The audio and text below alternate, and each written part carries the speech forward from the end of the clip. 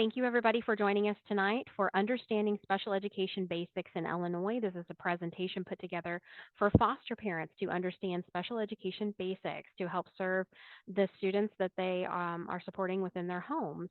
So, first and foremost, I have to remind you that Family Matters is not a legal service. We do not provide you with any legal advice or representation. So, any information that I share with you tonight should not be construed as legal advice.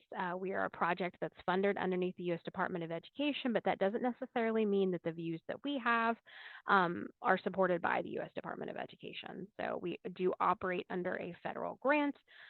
It is the right to every parent, whether it be foster parent or educational surrogate, that they have access to a parent training and information center in their state. So Illinois actually has two parent training and information centers. FRCD serves the Chicagoland area. So we'll have more information about them at the end. That does not mean if you're from Chicago, you can't watch this presentation. So you can still watch. And then Family Matters serves the other 94 counties in the state. So first and foremost, we are primarily an educational helpline. We have parents, caregivers, self-advocates, guardians, educational surrogates call here daily with questions about their students' educational plans or that they may need support of an educational plan in Illinois. We also hold the state's training portion of the educational surrogate program. So it is my job, specifically mine, no, to train educational surrogates within the state who would like to volunteer to support students in an advocacy role. We also have a yearly COMPASS program. So COMPASS stands for Coaching Others, Mentoring Parents About School Services, and it's a 10-week advocacy course that you can take to learn more about special education rights and help advocate for your own students and other families within the state as a volunteer. We review IEP documents, behavioral intervention plan documents, evaluation scores, 504 plans. We help you to understand what those documents are and how they're supporting your student. We also have two self advocates that vlog for us once a month. One's name is Bridget Brown. She's an amazing young woman. And Miss Zoe. Zoe is also absolutely fabulous. And they produce vlogs for us monthly. We do educational trainings much like this to parents, professionals, caregivers, and self advocates. And recently we started hosting a podcast. So we try to at least once a month post to our podcast, and then that is accessible across any platform. So check us out, Family Matters PTIC. So this is a picture of myself and our other educational support coach, Carrie Potter. We are just the two of us in the office in that role. And not only do we do trainings for adults, we also do trainings for students. So as you can see in this picture, we actually got to go into a high school and teach the classroom all about their IEP and transition plan. So that's something new that we're doing this year. We absolutely love it. And I'm really hopeful in the next year that more schools will get on board. So this is our contact information. This will be shared again later on in the presentation. We have so much ground to cover, you guys, but today's agenda, we're going to understand your role in the education process for your students. We're going to understand more about special education by talking about what child find is, what a referral and evaluation is, eligibility categories, what are IEPs, least restricted environments, prior written notice, understanding the role of an ESP, and where to find more resources and support. So we actually partnered with the Center for Child Welfare and Education. So I was really excited. Ann Wells and I kind of developed this program together. She was a huge support and help through DCFS, and we'll share more information about their program in a little bit. But as a foster parent, so when I say parents, please know that I am stating as a foster parent, as a caregiver, as a grandparent, as a legal guardian. We just use the blanket term parent or educational surrogate. So as the role of the parent, and especially the foster parent, these are some of your responsibilities as far as education goes with your students. So it's your responsibility to enroll in school from age 5 to 21 or until they graduate. We're going to talk a little bit more about that a little later on because this gets a little confusing. Assist with homework as needed, attend parent-teacher conferences, pick up report cards, encourage involvement in extracurricular activities, which is huge for our students, represent and attend the child in any kind of meeting that they're having, serve as a parent to consent for special education, locate and enroll your child in any early childhood education program if needed, collaborate with your workers, and attend truancy hearings if needed. So these are just some of examples of the responsibilities as a foster parent that you would have. Now, I am to the understanding, and I asked this several times, that you do this in conjunction with your caseworker. And I'm not involved in that role. I don't know how that works. I don't know how those things are planned out and stuff like that. So if you have any direct questions like that, guess what? Anne has agreed for me to email her those questions and she will help me to answer them. So, and if you're new to just logging on, please make sure you're putting your name in the chat, and your title in the chat is a link shared to the Google Drive that has some handouts and the copy of this presentation in it. So you absolutely have to be confidential. You as a foster parent know this. There's no sharing of photos on public social media. You have to be careful with different photos that the school may take. But so we all know about confidentiality, but you may share information with the team of people we're going to talk about here soon about academic performances, strengths and interests of the student living within your home, their regular school attendance, um, like how meaningful school friendships are for your student, how well they're making those friendships, the behavioral concerns you may have about your student, the safety of the child you have with compared to the students within your home and within the school environment,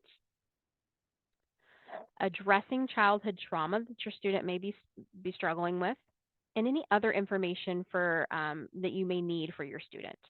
Now, we do something here at Family Matters. We take a big chunk of our summer and help parents to put together 1 or 2 page, like a double-sided page portfolio for their student as their student goes into the next grade.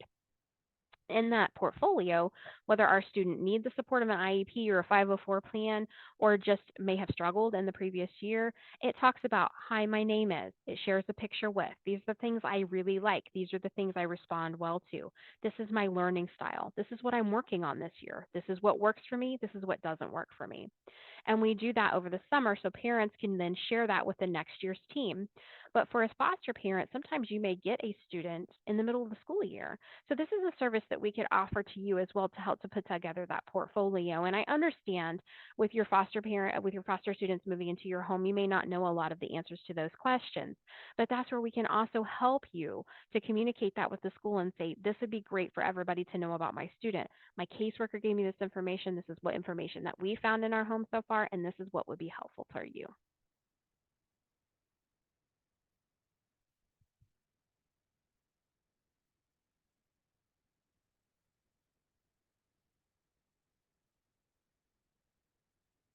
Let's talk more about special education. So, what is special education? Can anybody put in the chat what they think special education is? Don't read my notes, but if you can put in the chat, what do you think special education is?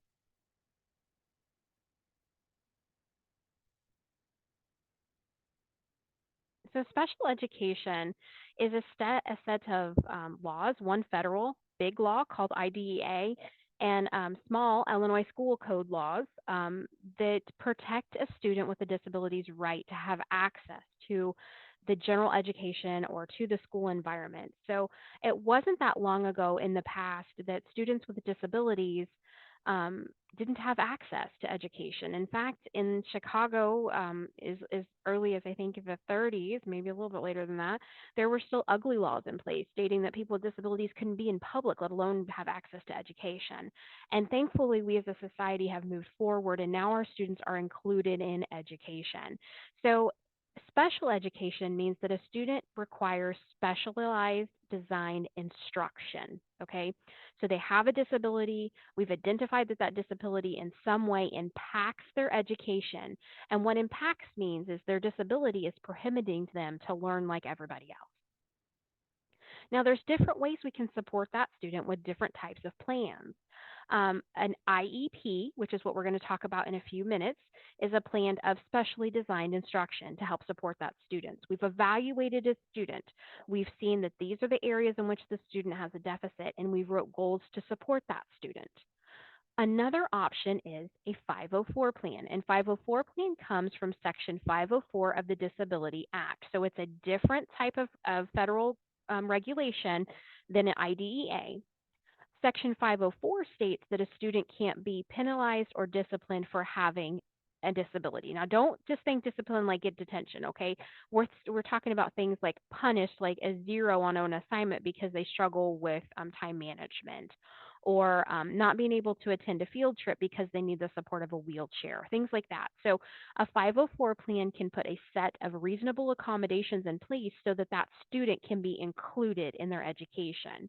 Whereas an IEP plan, that is going to take the student's needs and evaluate them compared to their peers to see what levels they are, to see if they need specialized design instruction. Okay, so a 504 plan, a 504 plan gives accommodation, an IEP plan gives an evaluation, gives goals, and gives related services. So they're two very different plans, but they both can do a great job to support students who have disabilities. It just needs to be determined what type of plan your student needs. So if out of the bat you know that your student that has just come to live in your home or that you're supporting in your home has a documented disability, has a medical record of a documented disability, and you know that they're going to need accommodations for that, you could write a letter to the school stating that and ask to sit down and talk about putting a 504 plan in place. It's as simple as that. There are templates on our website to help you do that. ISB offers templates. Lots of other parent centers offer templates to write those letters to your district asking for that type of support. And you go in and you sit down and have a plan. An evaluation isn't needed. Sometimes we'll go over the student's current records to see if the school also feels that their disability is impacting their education in some way or another. But we don't need to do a full evaluation. So as you just sit down, you talk about putting these accommodations into place.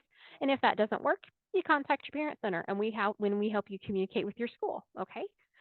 So, but for an IEP, it's a little bit different. There's a few more steps, and we're going to talk about why. This is our parent guide. This is what ISB releases every year to help parents understand the special education process. So the most updated one came out in 2020. I believe they are currently working on a new parent guide for the next year, so keep that in mind. But the first thing we're going to talk about is Child Find. So Child Find is actually part of IDEA. It's part of that big federal law that I was talking about. And it's a process, it's an ongoing process in which we screen students while they're in school. Sometimes we even screen students before they start school. So if you see those things like preschool screenings or maybe screenings through early intervention, these are just screenings that can help us identify what students may need support. So each district is responsible for identifying those students who live within their district who may need supports, and they do this through screening and evaluations at no cost to the family. It's an ongoing process. So we start the day the students start school, we start with Child Find, and we continue it all the way up until they finish. So we're constantly making sure that they are grasping the curriculum and they are absorbing the information at peer level.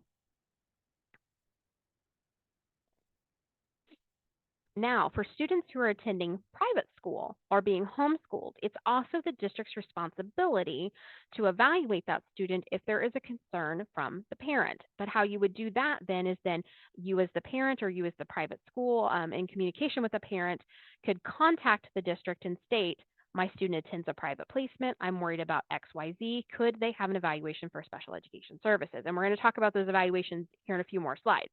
But if your student is attending a private school or your student is being homeschooled, you can ask the district for those evaluations as well.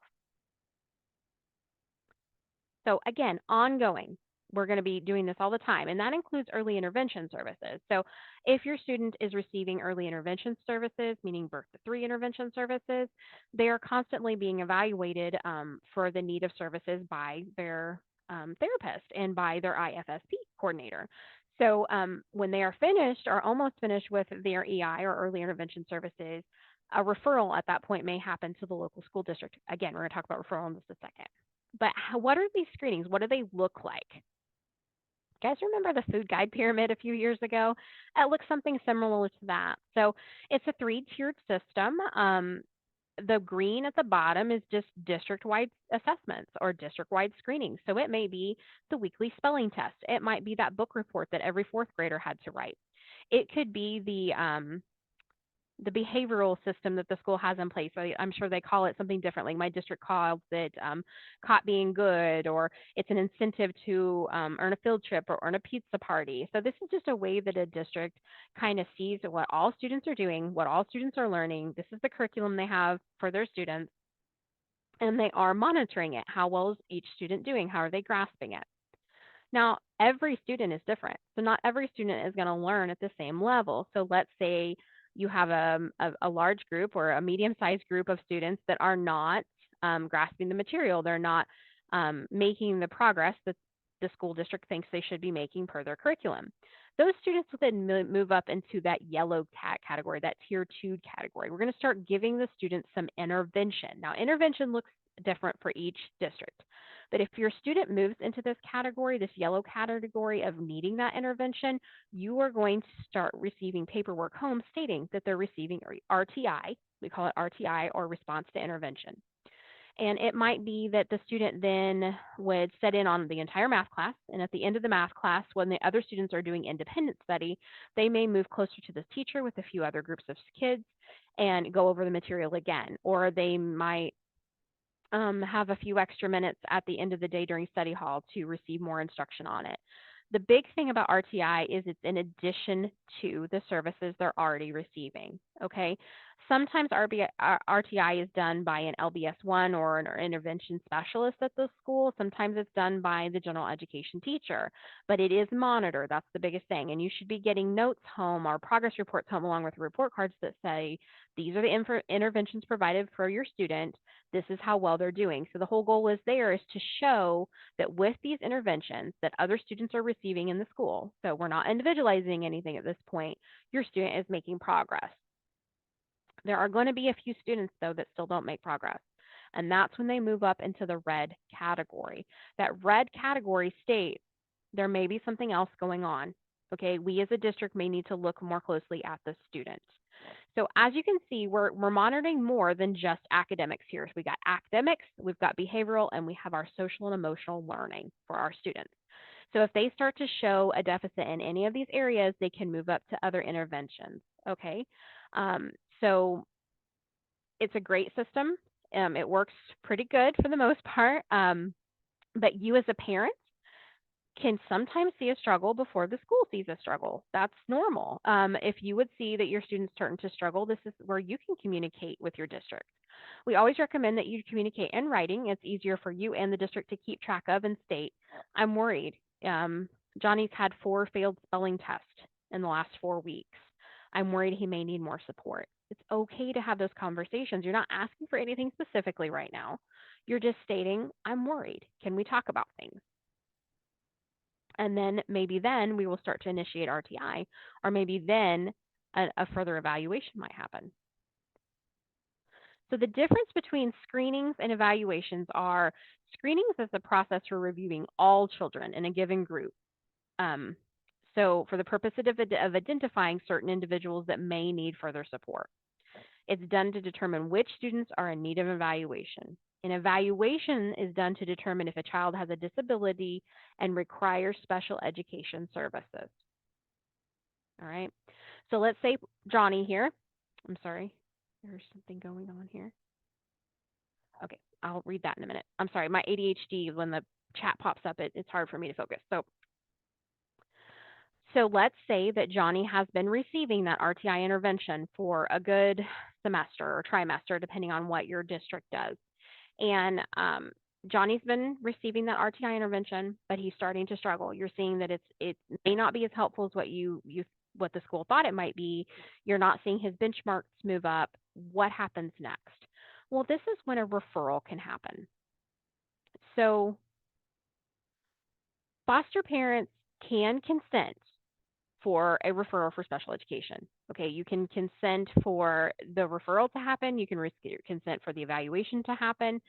I would suggest, though, making sure that you communicate this with your caseworker at that point, that Johnny's been struggling. He's getting RTI, but it's not quite working out for him. His math is going wonky, or his behavior at school is going wonky. So I'm going to send a letter to the school and ask for an evaluation. All right. So what does that look like? You send a letter. There's templates. There's templates in the parent guide. There's templates on their website. There's templates all over Google. Um, the important part is you're putting something in writing and you're saying, Johnny's been receiving RTI. He's not doing so hot. Our grades are still struggling. I really think Johnny might need a referrer for special education services. And it's okay that you don't have a doctor's diagnosis at this point because, guys, a doctor's diagnosis is just a doctor's diagnosis. Now, we're going to talk about it in a minute, but that doctor's diagnosis can help the district too. I'm not saying it can't, but what the district's going to be looking for is, does that student's disability impact their education in some way? The district's not really diagnosing your student with a certain type of disability. Now, it's helpful if you can tell them, my student has autism, and I think his autism may be impacting his education. But if you don't have a diagnosis for your student, that does not mean you can't say to the district, I have concerns. This isn't going this way. I have suspicions it might be. We're on a waiting list for, because gosh knows we all know what those waiting lists look like. I think I'm month 7 into an 11-month waiting list for a neuropsych for my son. So it takes a long time to get into those doctors, but it's okay to communicate your concerns in that time frame. When you send a letter like that to the district, they have 14 days to reply to you. Now, I don't mean they have 14 days to sit down and have a meeting.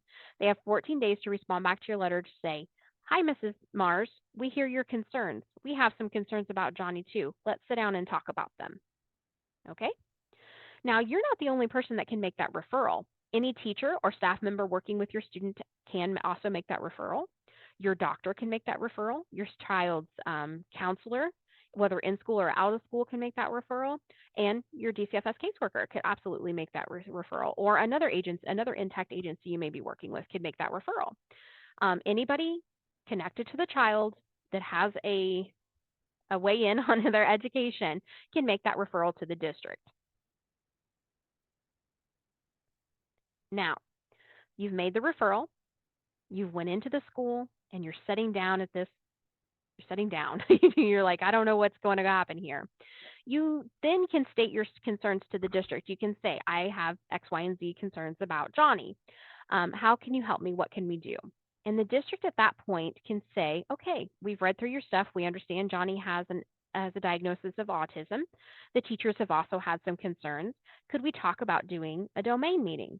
Could we talk about the areas in which you think Johnny might need evaluated?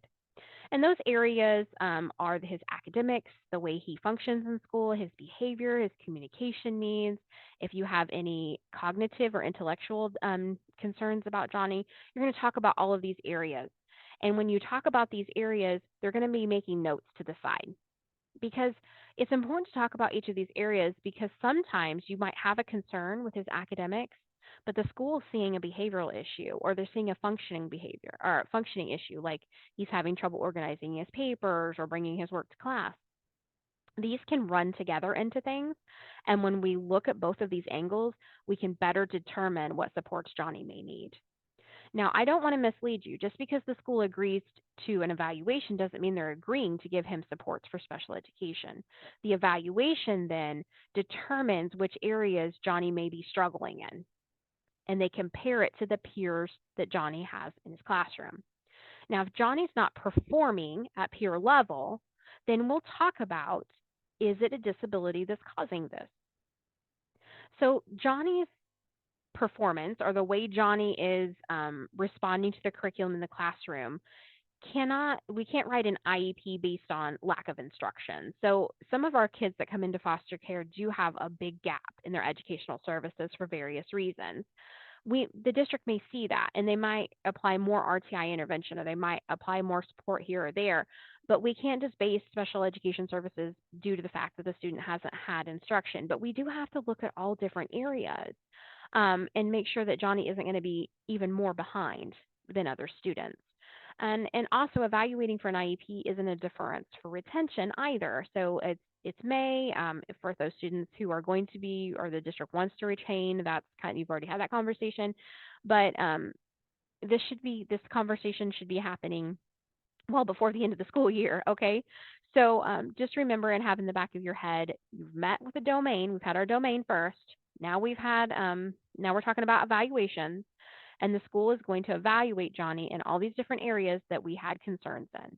And they're going to do this from a variety of different approaches. They're going to want input from you as a foster parent. They're going to want input from your caseworker.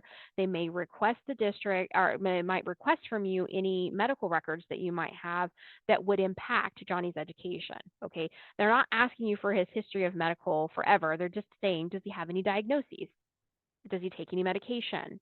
Okay.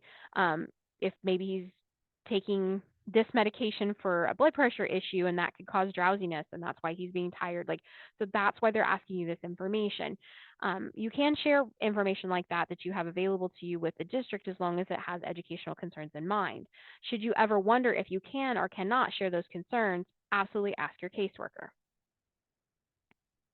Okay, I'm going to check the chat. I'm going to answer that later. Okay, sorry.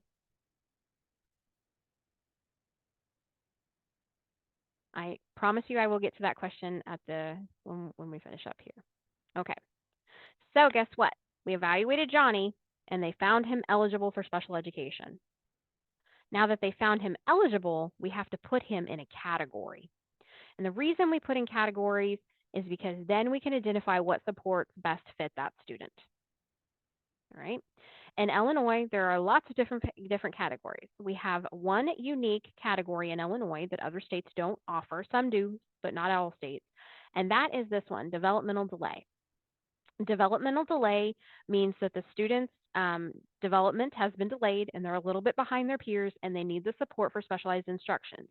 But our Illinois school code says they can only be in that category until age 9. By age 9, we have to reevaluate and put them in a different category, or we have to reevaluate and determine them no longer eligible for special education services. So these are the categories in which a student can be determined eligible for an IEP.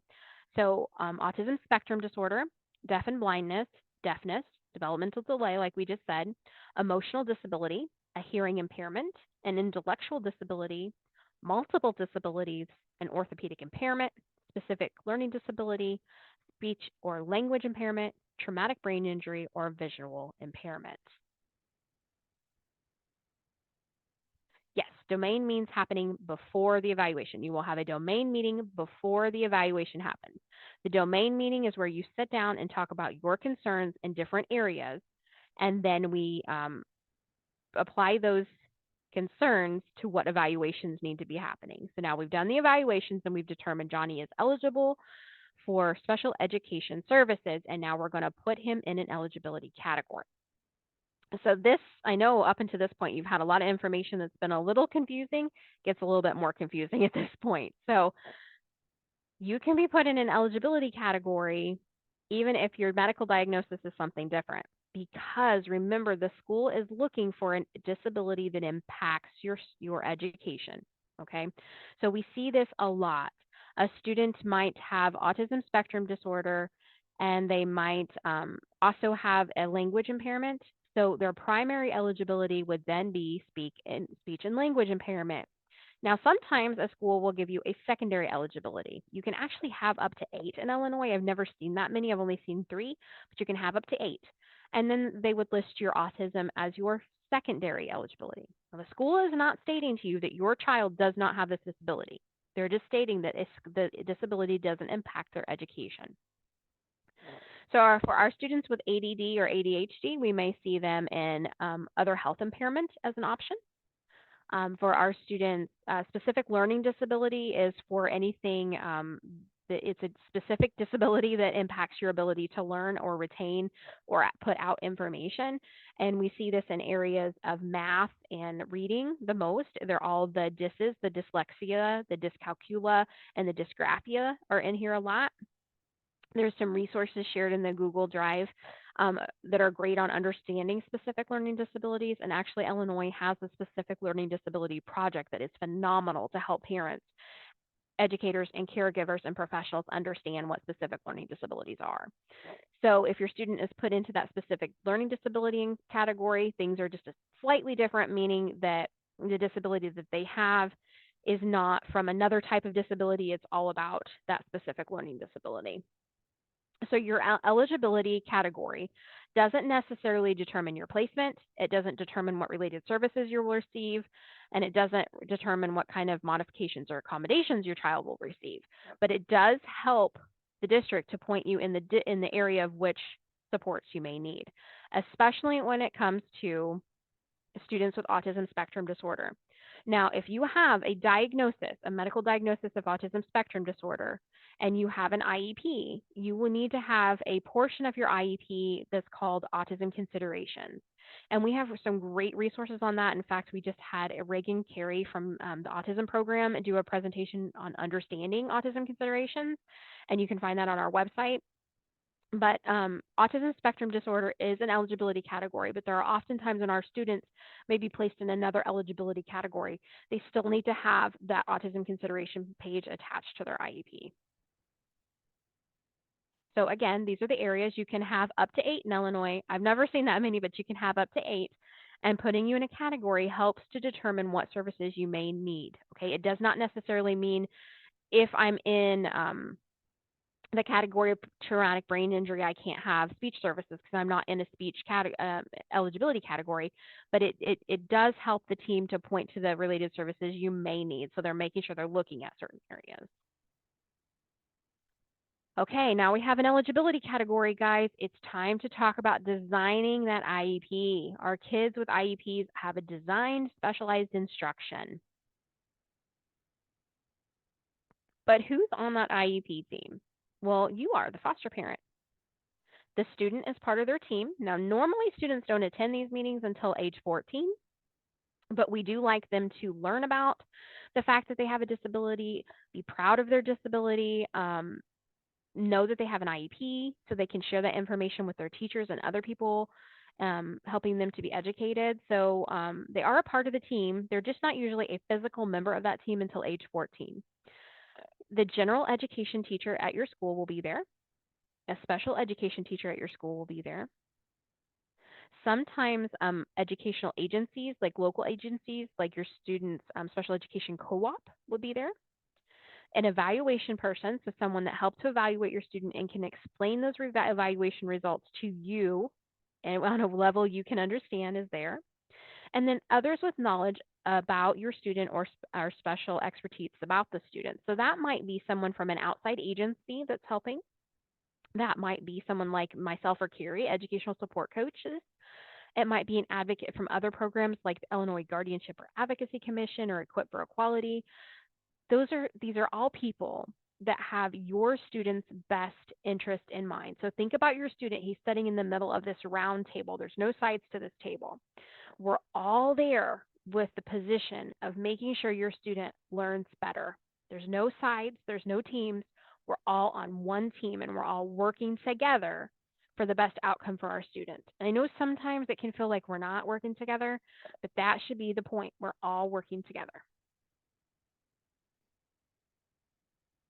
Here's some timelines to remember. There's so much information I want to share with you and not enough time, right? So here's some timelines to remember. Both an eligibility or an evaluation meeting and an IEP meeting must occur within 60 school days following the date you sign the consent for a student to evaluate. So if you agree for your district to evaluate your student on March 1st, they have 60 school days to complete that evaluation and to sit down and have a meeting with you. Now, we call this an eligibility meeting. You can have an IEP meeting and an eligibility meeting at the same time, but if you don't have them at the same time, you need to have them both within the 60 days, okay? You must receive a copy of the evaluation results or a draft IEP or anything the school wants to propose discussing at the meeting within 3 business days before that meeting. That's a new law that came into effect right around COVID. And you must receive a 10-day notice prior to the time that a school wants to meet to discuss your student's IEP with you. Now, that 10-day notice is your notice to say, yes, I can be there, or no, I need a different time. That's okay to say either of those options. If you can't be there on a certain day for your district that they want to meet with you, then absolutely ask for a different day and time. It's a team, guys. We're all going to work together to get the best time, place that we can get. Now, think reasonable, okay? We can't have a meeting 8 o'clock at night, but You can try the district, you can express things to the district like, I work until 3 p.m. Can we have it after 3 o'clock? Express these things to you. If the district tells you no about certain things, they have to do that with what we call justification and alternatives. We're going to talk about more about that in a minute. So if you would say, can I have a Thursday at 2 o'clock, and the district just says no, they have to give you some justification why. Maybe your child's classroom teacher takes off early on Thursdays. Like, they need to talk to you about the justification as to why they say no and give you alternatives. But the date and time of your meeting should be a group effort with both of you. Oh, I skipped over slides, guys. I'm sorry. So again, 3 days before that meeting, you should have a copy of anything that the school has prepared to discuss with you at the meeting. You're going to have that initial meeting after the evaluation is done, 60 school days after. And then one time a year, you'll meet as a team to discuss and review that IEP. And every 3 years, you're going to reevaluate that IEP. All right. So once a year, we're going to sit down and talk about the progress your students made. You're going to talk about the continued need for specialized design instruction, the services your students receiving, if you feel like they're adequate, if they need more support, the goals, the progress they've made. You're going to talk about that once a year. And then every 3 years, we're going to have another domain meeting and talk about different areas, talk about the areas your students being served, and if you have concerns in other areas. You can at any time call an IEP meeting if you have concerns. Keep that open, good line of communication with your school district through writing so you can talk about your concerns at any time. Your IEP is going to include what we call a present level of academic achievement and functional performance. So how are their grades? How are they functioning in school? They're also going to have annual goals, and each of those goals are going to have short-term benchmarks or objectives. Of those goals, we're going to measure the progress, and it's going to tell you in there who's going to be measuring that progress. You're going to talk about what special education services and what related services are going to be provided to your student and why they need them. How much will your child have access to the general education curriculum? What languages or mode of communication and special education and related services will be provided to students who need services other than English? We're also going to talk about accommodations and modifications and other supports your student may need. The very last thing we'll talk about in the IEP is a placement, where will your child receive your educational services? What educational setting will your child receive those services in? Now, we don't have enough time to go into different placement options. You can ask the questions at the end of presentation if you have them related to them. But we have lots of good recorded presentations on our website that talks to you about placement options for your student. But those should be considered very last when we're talking about your IEP. We're also going to talk about assessments that your child may need, whether it be district-wide or state assessments. A description of any technology that the student may be having access to or need the support of. And now, again, we don't have time to talk about all this, but assistive technology can be as low-tech as a pencil grip or a fidget to as high-tech as a computer or communication device. But if your student needs access to that technology in order to remove those barriers in school, we need to include that in the IEP. You will also discuss whether the student needs additional supports during extended breaks from school, or what we call extended school year services. Our podcast feature this month was on extended school year services, so go check that out if you have more questions about what extended school year services are and if your student could possibly benefit from them. Once your student turns 14 and a half, a transition plan will be developed for your student, and that will also be included in the IEP. But again, very, very last, the placement of the child or where their services will be implemented, what their educational setting will look like, will be the very last thing that you're going to talk about. So real quick, the present levels of academic achievement describe how the student is doing in different areas and how the student uses what he has learned throughout their day. Annual goals are areas in which we've identified the student is not at peer level and they need specialized instruction in that level. This could be on both academic and functional areas. So it could be about math, it could be about speech, it could be about behavior, it could be about organization. There's benchmarks in those goals. So the overall goal may be that Johnny increases his reading level to reading level F by the end of the year. The benchmarks then would be he would start out by increasing his word fluency as his first one. After he matches that, he'll increase his timed fluency, and it'll just go up from there. So benchmarks I've seen as little as 2, and I've seen as many as 5. So there can be lots of benchmarks associated with that long-term goal. There are differences between accommodations and modifications. The key thing to remember is accommodations add to, modifications change. So, and really, really quickly, I'd love to do a poll if anybody in the chat could name an accommodation for an IEP. Accommodations are things that add to your students, so they may need this to help. So if anybody would like to mention a few examples of accommodations in the chat, I would be very, very happy with that. Okay, I've got a few popping up here. Headphones, those are great. Extra time on a test. A paraprofessional is actually related service. We'll talk about that in just a second. So yeah, there's tests being read out loud to you. Great. So the student's already already receiving access to the curriculum. They don't need it changed in any way. They just need some extra help with. So they might need an extra day to finish the assignment or someone to read it out loud. So we're not changing anything about the assignment. We're not changing how we grade the assignment. It's just an additional 2. Now, modification is different. We're changing what the student's learning. So this might be that peer level, he's not at peer level. He's at 2nd grade. He should be at 5th grade. So we're going to change what type of math instruction we're giving him so that he can catch up to his peers. So a modification is changing how it looks. You're going to be informed of the progress your student is making towards these goals. And sometimes when that progress comes to you, it's a little hard to read. It's a little hard to understand. It's okay to reach out to your parent center and ask them, what the heck does this mean? It's okay to reach out to your school and say, what the heck does this mean? Explain this progress to me. But you should be receiving this progress at least as often as everybody else is receiving report cards at school. You can request for it to be no more different, like being informed differently or extra time.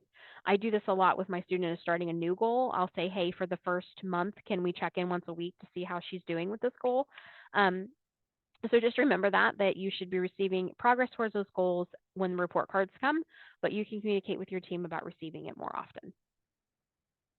So special training for support staff at school. Maybe they don't know a lot about autism and they need to learn more, or they don't know about trauma in education or de-escalation tactics. This is great. You can share this with your IEP team and they can write that training into the IEP, meaning that within that within that school year, the staff will need to do that training. And then they can also help you to understand and get more training as well. So if you don't know a lot about autism and you don't know a lot about de-escalation tactics, or you're struggling with managing homework and organization at home, ask your district for training. They can provide that. Least restricted environment is the cornerstone of our educational system. It basically states that to the maximum extent possible, children with disabilities, including children in public or private institutions, should be educated as most possible with their non-disabled peers. This is based on peer modeling. It's based on the fact that kids learn best from one another, and that includes our children with disabilities. So to the best extent possible, we should be teaching our students in a least restricted environment. Now, educational settings provide different levels of restrictions. So I think the next slide shows that. Yep, sure does. It's a little hard to see, but the most restrictive educational setting would be a home or hospital type setting, meaning that the student has no access to any peers at all because they're either in the hospital or at home. Now, the educational setting that provides the least restrictions would be the general education classroom, but we can move through there.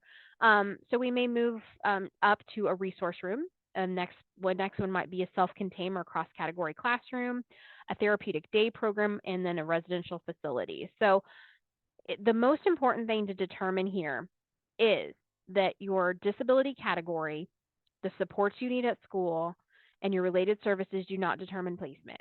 The needs of the student determine placement. Okay. And there's no wrong placement. There's no that, oh my gosh, all residential facilities are horrible placement. That is not at all what I'm saying. What I'm saying is our kids that need to be in more restrictive settings need to make sure that they're still having time with non disabled peers. So, sharing something personal. My oldest son is placed residentially. He's 20 and he's placed at a therapeutic day program and lives in a residential program. We still have to find ways to give him access to non-disabled peers so that he can learn. So we incorporate things into his plan like Boy Scouts, youth council. We try our best to give him time with non-disabled peers that are his family or friends. Okay? So sometimes the general education environment is not the best fit for all students for various different reasons. But you have a voice, you have a say in that determination of placement with your team.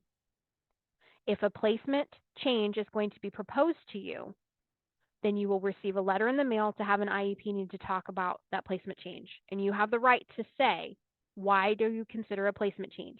Why is my student's needs not currently met in the placement that they're receiving? Sometimes we go backwards and we're in a more restricted placement and the district says, hey, let's try something else. Let's see if we move your student to a different educational setting and they receive less restrictions, if they'll do well. That's great news, guys. That's progress. Okay. So just keep in the back of your mind that with a placement decision is if the school district is wanting a different placement or you are wanting a different placement for your student, you have to have an IEP meeting to determine that. IEP goals should be written before a decision is made about placement. Goals should be written to support the student's needs, and they should not be written to reflect the services available to a specific placement. I see this a lot. I will see that a student needs more support and needs ABA services, but the school district doesn't offer ABA, so they say, let's move you to a therapeutic program that does have ABA. That shouldn't be the only reason we're moving to that therapeutic day program. We should talk about ways to get that student the services they need. Okay. Now, I'm not saying that maybe a therapeutic day program isn't what's best for that student. That is a team decision. We just don't need to make that decision based on the services that the student may need. I see this a lot when a child needs the support of a one-on-one aide. Okay, that's what we call changing a placement per district convenience. The district can't support the need for that one-on-one aide, but the therapeutic day program can. And we have to really look back on if changing the educational setting of that student is what's best for that student. Now, there are times when you're going to ask the school for something and the school is going to say, I don't think that's the best thing for the student, or we don't agree with that. When that happens, you request what we call a denial in writing. And that denial in writing should ask the district for justification and alternatives because the district just can't say no to you. They have to do that no with justification and an alternative. They have to say, no, we don't think Johnny needs the support of a one-on-one aide, but because we feel like his needs could be met with the support of a classroom aide, can the classroom aide monitor him more? So that's giving justification and alternatives. So I just had a good question in the chat that I don't try to check, but my ADHD got the best of me. Can a student have more than one placement? Absolutely. They can be in the resource room for math class and then back in general education. They can be in a self-contained or cross-category classroom for reading, but go back to gen ed for specials like art, music, PE, lunch, recess. In fact, that's great when we do these things. So yes, they can have multiple multiple education settings as part of their plan. However, when we move to more and more restrictive placements, like a therapeutic day program, a residential program, home or hospital, that limits the exposure and the opportunities the student may have to integrate with their non-disabled peers. So going back, there are certain times when the school must put in writing its decisions. That's when that you guys are not in agreement about a service or a placement change or something that you've asked for the school. Or they want to change something. So they might want to evaluate your child some more. They might want to change the category in which they're receiving services. They may want to change the educational placement. They may want to change the way the child is provided their services, or they may want to terminate the special education and related services. This all has to be done with what we call prior written notice. Okay, so the school must give you prior written notice to this. They must tell you, have an IEP meeting, let's talk about this. That can sometimes be done in an IEP conference form, saying at this meeting we're going to talk about placement change, or it can be done with a letter stating, you requested the support of 101A, the district does not agree, blah, blah, blah. Okay? We're almost done. Here's some more. This document is located in those handouts. I promised I would share this resource. So there is a copy of names, and they're kind of hard to see there. Different regions of educational support for you as a foster parent that you can contact with DCFS. But let's talk really fast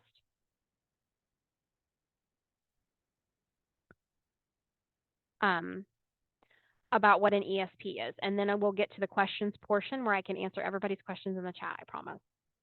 So really fast in the chat, does anybody know what an ESP is?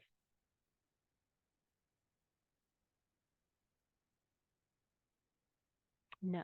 Okay. Okay. I'm an ESP. Okay. An ESP is someone that has some extra time. I don't know about the extra time part for me, but someone that's got some extra time, and they sign up with the Illinois State Board of Education as a volunteer.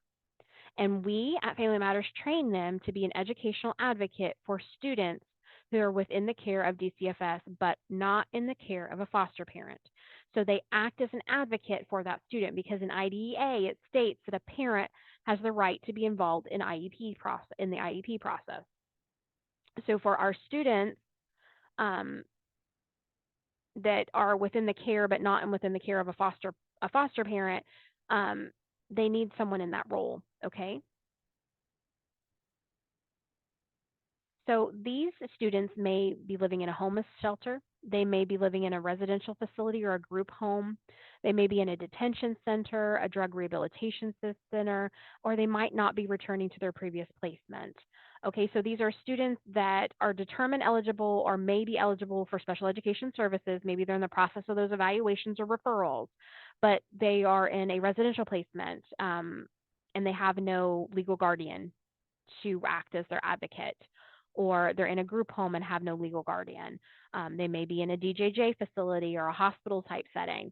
So that's where an ESP comes into an ESP like myself will come into the role and serve as that advocate. Currently, we have 917 individuals, children within the care of DCFS that don't have someone in that role. So then an ESP steps into that role. We currently only have 217 trained ESPs, but we're working on it. We're working on increasing that. So there's times when you may get a child placed with you that's had an ESP before you. And we've set up a really great program through surrogacy where that ESP, as they're exiting, can communicate with ISB and state whoever walks into this role next, whether it be child returning to parent, a foster parent, or another ESP, can communicate back with me, and we can talk back and forth about what supports my students have needs so far. So an ESP ensures that a child receives a free and appropriate public education. They learn about a student's educational needs. They're required to attend meetings just like you would as a foster parent. They're required to advocate for a student, provide consent for assessment just like you would, participate in IEP meetings. They abide by laws. When I say we, like me as an ESP, I'm not privy to any medical records for my student unless it impacts their education. So I can't share that. That's where the caseworker for DCFS would come in the role. So an ESP fills in as an educational advocate when a student that is within the care of the state does not have a foster parent. So we don't, these are things as ESP does not do, enroll a youth in care to school or take them out of school. We don't sign a consent for a youth medical or mental health treatment. We also don't sign field trip forms or picture forms or anything like that. We receive notices about upcoming IEP meetings, but not absences from school. We also don't receive notification or give consent for any type of restricted intervention for students. And I know we don't touch a lot on discipline and restricted interventions in this portion of the training, but we don't sign off on those. We get notification that they happen. We don't give permission for those things to happen. I don't serve as an emergency contact for the school. I don't attend open house, and I don't have anything to do with 504 plans either. So my role is different than yours in that way, but we both would have the same goal in mind and to advocate appropriate for educational services for my student. Okay, we're going to skip the next slide for just a second. So again, like I said before, Illinois has 2 parent training and information centers that serve the state. If you have any direct questions about a student that you are serving as a foster parent or serving as a parent in any way or caregiver, please contact your parent center. This is the Chicagolands Parent Center, FRCD. They just got a brand new website, looks fabulous, and this is their contact information. And this is Family Matters contact information. So you can contact either one of us with concerns you have specifically about your student's IEP or 504 plan or need of support. So at this time, I'm going to stop the recording, but I wanted to thank everybody for joining us and listening to this presentation tonight. It's one that I've held very close to my heart for a very long time and wanted to do. There is so much information, it's impossible to fit the whole thing into an hour. But at this time, I will stop the recording and I will be able to take questions. Have a great night.